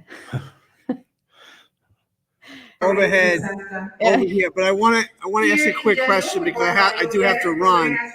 But Dan, do you feel like we have to do a better job empowering parents or educating parents and making better decisions? Because Miriam has a career in empowering people for their rights, but also understanding, and I apologize for the overhead announcement, but how do we connect with these parents so that they can make better choices? And do you see that as a challenge in your work that you're doing? Oh, it's huge. And I feel really bad for the parents. And I'm part of the problem sometimes because they're getting advice from one provider saying that, your child will do much better if they get treatment for ADHD or one of those things, using psychostimulants usually to treat the focus disorders and things. So, and then I'm trying to tell them, no, that's not what you need to do. So I feel really bad for parents. There's a really excellent documentary. It's a few years old now called Generation RX by Kevin Miller, I think is the producer. Mm-hmm. And anyway, Yeah. it's a really good fact-based documentary about the lost generation that's been medicated into these different conditions. I see clients now that are 40 years old that have been on Ritalin or one of those type medications for 20 years now, 22 years. And they have all of the symptoms of long-term amphetamine abuse. And that's starting oftentimes, and now even younger. Like actually and really younger. young, huh? Oh, younger and younger and younger all the time. It's unfortunate. It's unusual. I have kids that are 9, 10 years old at polypharmacy, take 3 or 4 different medications every day for different disorders. And, the chances of those kids having a fairly normal life is just a challenge. And I hate to discourage any parents that are listening, but it's a real challenge. And at least you can't just always trust the doctor to give you the best advice. Well, there you go. And, I would think like maybe seeking the advice of like a holistic doctor or integrative doctor, maybe a functional doctor, nutritionist, and a nutritionist, something like that, to kind of see like maybe what's going on in the child's body before medication is used. Like there could be an allergy to gluten, there could be a sugar sensitivity, there could be other sort of imbalances going on in the body. Maybe there could be stress in the family home that's causing some sort of symptom, a stress symptom in the child. So a whole number of things could be looked at, I would imagine, before medication is looked at. Oh, yeah. And sometimes just, okay, what are the symptoms that are really causing the problem for the youth? What exactly? Can they not study? Can they not? And then, you can look at environmental things. I think nutrition is a big part of it. A lot of these children aren't eating very well, and some of the symptoms are consistent with being malnourished as a child. So. Yeah, sure. And maybe even exercise has something to do with it, because I think a lot of schools don't usually do as much exercise as like when you were in school or when I was in school as a kid. It's a little bit different now. So unfortunately, it seems like we're having diagnosis on the rise. Well, and they have so much stimulation now, the screens that are in front of them all the time and the information they have access to. And so we hyper-stimulate them. We don't give kids an opportunity to burn any of that off in gym classes and things like that. And then they have, no offense to McDonald's, but a burger and fries and a milkshake on the way home from there. And it's not surprising that kids are having a lot of the struggles they're having. Yeah, totally. Wow. I think maybe Steve might have had to get on his flight. Well, Steve, thank you so much, and bon voyage, good flight, buddy. And I'll talk to you soon. But Dan, I wanted you to talk to the listeners a little bit about what you studied in school and kind of what sets you apart from maybe your peers, and how Adlerian psychology has been a really big part of your life. And I don't know, I guess responsibility plays a big role in that, right? Yeah, I was very fortunate. I got a master's degree from the University of South Florida, which was a real good basic introduction to doing therapy, understanding people and how they vary and things like that. But I just didn't feel competent to hang up a shingle and go to work. And I got really lucky. I got my first degree in rehabilitation counseling from the College of Social and Behavioral Sciences. And then the College of Education had an advanced degree, an education specialist degree with a track in marriage and family therapy. And I thought, okay, that's real specific, concrete. Let me see what they're offering. So I took a class with this Professor Timothy Evans, who was an Adlerian psychologist, PhD psychologist, and a brilliant educator and trainer. And he would bring couples or families into the classroom and do interviews with them. Not therapy, but do interviews with them and things. And then it really changed my whole perspective. He was the first one that said there's more than just the medical model to doing this work, which was primarily the first degree I had. We studied psychopathology in depth and all those things. But Adlerian psychology is very holistic. It fits well with cognitive behavioral therapy, which is the most researched and most successful model of doing therapy. It's a systems orientation. Adler's premise was very simple, that, and he was a psychiatrist at the same time as Carl Jung and Sigmund Freud. But rather than following But Freud, he was a little different from those two. Yeah, he diverged quite a bit. Yeah, I think he definitely went like on his own path. Well, I was never smart enough to understand Jung, and oh, Freud come was on, Dan. You're incredibly smart. Freud was a brilliant writer, but a lot of his, he was also a cocaine addict, and most of his work. Freud was a cocaine addict? Yeah, he advocated it. He'd send it to people in the mail, and his I think his daughter even. But anyway, yeah. Okay. That's not. Anyway, we derail. Yeah, Sorry about that. A little bit off topic, but anyway, but Adler's was very commonsensical. He said that, by the time we get to be adults, we all have inadequacies, things we don't like about ourselves, things we just don't feel like we're competent in. And it's how much time and energy you spend in your life trying to overcome your perceived inadequacies that cause so many problems in relationships and workplaces and in the community and things. So it's seems pretty sane. It's basically, just like view yourself as you are and work hard and the on difference life and find tools and improve. Well, and it's holistic. The model now is reductionistic. We take a whole human being and we reduce him down to a set of symptoms. How you're eating, how you're sleeping, what's your mood like. So we take the whole human being and reduce them down to symptoms. Adler's psychology is typically called individual psychology, but individual in that sense means integrated, indivisible. You cannot divide out parts of a human being and treat those parts of it, not in the behavioral health world or mental health. You have to take the whole human being, their strengths, their limitations, their beliefs, and work with those. And all that is really consistent with cognitive behavioral therapy, and most of the leading theories now owe a lot, at least, to Adler and his work. Okay, that's awesome. So holistic meaning whole, all the parts of a person, not necessarily like the holistic medicine model, which means not using medicine necessarily. No, but although it's consistent, it would fit with that. Adler would not have been a fan of the prescribing and things the way it's practiced now, certainly. It's about relationships. It's about getting a sense of belonging. It's fitting in and being a part of that is what drives human behavior. And sometimes, unfortunately, bad human behavior. Younger people that end up in drugs and everything else, a lot of times that's where they get their sense of belonging. They didn't fit with one group or the other, but the people using drugs were much more accepting of different kinds of people and things. Oh, all right. Wow. It's very interesting. Well, I really want you to tell all the people listening, if you want to give anyone some advice, some mental health advice, holistic mental health advice. I don't know, anything that you would want to say, please say it. Well, I think it's really important that people really case manage themselves. You can't just go to a therapist or a psychiatrist or your family doctor and tell them what's going on and take whatever they say as the facts of what's wrong with you. The reality is that, the practice of psychiatry, in my opinion, is way beyond science of it. I wouldn't want to give my children or anybody else or take myself a medication for something that you have you can tell me it's worked on a certain percentage of people, but you can't tell me that there's something wrong with my body that requires that I take it. There's just no evidence. And so until they can start providing some evidence of that, I really think that, at some point in the future, we're going to look back at this time and how we treated mental health and behavioral health issues and be horrified that it's just not.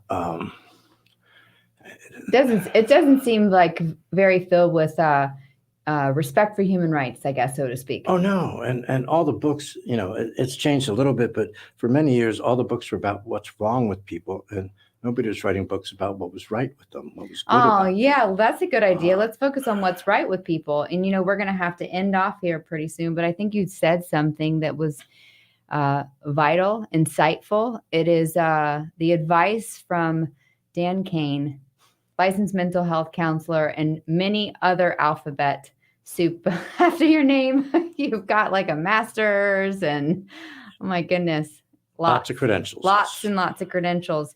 He says to be your own advocate, basically, to take case management into your...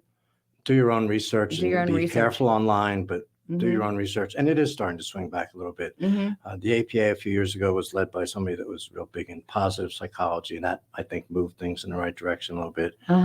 And the research we're doing now with brain scan imaging and all kinds of things, we're really starting to understand how we work a little bit better. And most of it's not supporting the current model of care for mental health. There you go. And there you have it. Thank you so much, Dan. I'm so glad that you visited us tonight. Thanks for having me. Yeah, for sure. And we are Chapters Wrap here on Tan Talk. And take it away, Bobby. Hi, Miriam. Hey, Anna. Hi. So before we actually do wrap this up, we actually want to thank all the listeners and all the watchers for tuning in for these last few weeks of like the Chapters Wrap live radio. And of course, all the comments are extremely appreciative. Yeah, look, even Oh my Steve gosh, said yeah, it's definitely. really great job. Yeah. Steve was Yes. fantastic. Anna, you were amazing. Bobby was so wonderful. We loved all the interviews tonight. People that called in and made comments. It's just fantastic. And Dan, you drove all the way over from Tampa. So you had like a 45-minute drive over here. So that's awesome. Glad to do a few, Mary. So to end this live show, we just want to announce that in 2 weeks, we will be having a very, very special guest. And we're going to have Rock and Roll Hall of Fame inductee, singer, guitarist Ricky Byrd from the Joan Jett and the Blackhearts. And he's going to come on by and like talk about his advocacy and even like his artistry. And this is something that we always look forward to because hey, we always like to learn more from artists and also give them the platform, especially when it comes to something that is very meaningful during these past 2 years where everything shut down. Yeah, it's true. It's so important what you guys are doing and giving this platform to advocates and helping artists like spread their love. It's amazing. Yeah. Yep. Bobby's signaling to me. And we're out. Yeah. Clearwater. FM 106.1. WDCF, Dade City. FM 102.3. WZHR, Zephyr Hills. FM